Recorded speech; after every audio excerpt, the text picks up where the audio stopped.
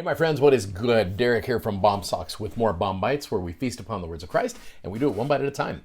So, section 63 of the Doctrine and Covenants, I introduced you yesterday to the saints that got into trouble, these toddlers that got into, Joseph was gone for like 2 months. He comes back to Kirtland, and people had painted stuff on the wall. No, not really, but from what you saw yesterday, these guys were getting into a little bit of trouble while Joseph was gone.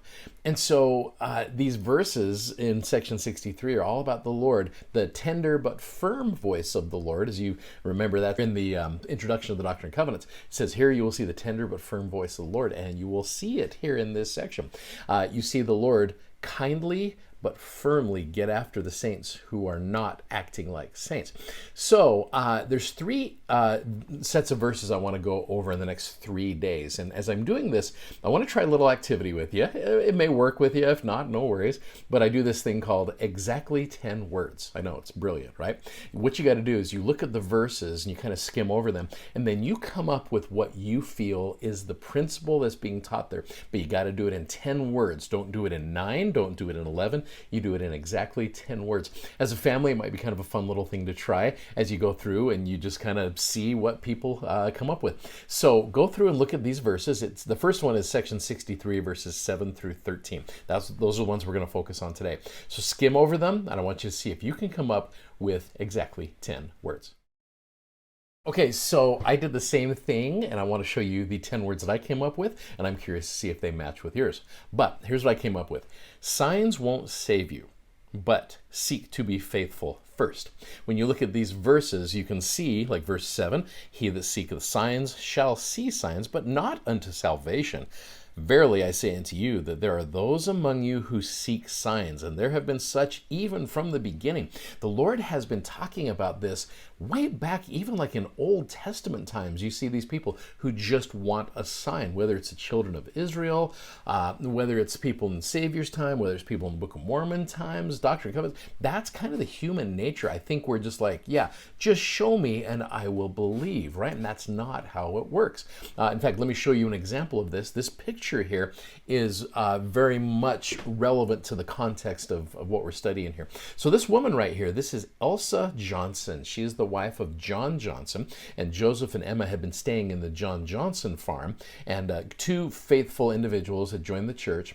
But this guy back in the corner right here, this is Ezra Booth. Okay. In fact, in the Come Follow Me manual, it says, signs or miracles alone do not produce lasting faith. Early in 1831, Ezra Booth, this guy back in the corner there, a Methodist minister in Kirtland, decided to be baptized after he saw Joseph Smith miraculously heal the arm of Booth's friend, Elsa Johnson.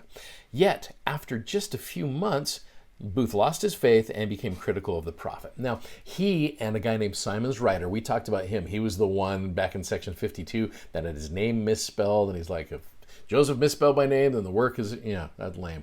But anyway, he and Ezra Booth both left the church, and they became bitter enemies. They left the church, but they couldn't leave it alone. And you see that happening a lot today, too. You see angry people who leave the church, and then they come back and try to fight after it. The most angry individuals out there against the church are those who used to be in the church. And that's what you see right here. You see the fruits of it here with Ezra Booth and Simon's Writer. In fact, at the end of 1831, you see them really causing havoc, and they're writing letters, and it's stopping missionary work. So they're causing problems. So the question is, how could this be? I love how it says this in the Come Follow Me manual, considering the miracle he's witnessed. How could this be, considering the miracle that he'd witnessed? Well, let me pull this up right here. How do you think you might feel if you witnessed a miracle like this? I mean, you saw the prophet of God heal a woman's arm, right? That was pretty amazing. Can you think of any other instances where those who saw signs didn't stay faithful? That could be a nice little conversation here as you're starting to think about individuals like Laman and Lemuel. My gosh, they saw angels. They had wonderful experiences, and yet miracles, I really believe, have a shelf life. So if you're basing your testimony on these big miraculous things, if you almost get to a point where you're like, okay, do it again, that was awesome, and your testimony has to be sustained by these things. And what ends up happening is you miss out on some of the small little things. In this Come Follow Me, one of the references it gives is Matthew chapter 16, verses 1 through 4, where the Pharisees and the Sadducees are getting together. They wanted Jesus to show them a sign from heaven. And he answered them and said unto them, When it's evening, ye say, It will be fair weather, for the sky is red. And in the morning it will be foul weather today, for the sky is red and lowering. And ye hypocrites, ye can discern the face of the sky, but ye can't discern the signs of the times. Verse 4 is a phrase that I've always thought is interesting. A wicked and adulterous generation seeketh after a sign.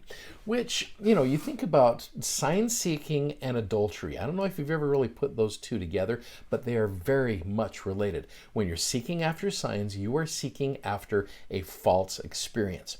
When someone commits adultery, they are seeking after a false experience. Either way, you are being unfaithful. The word adulterous literally means not faithful. And so you can see how, either way, Jesus put that together very nicely. A wicked and adulterous generation seeketh after signs. You want the baby without the labor pains.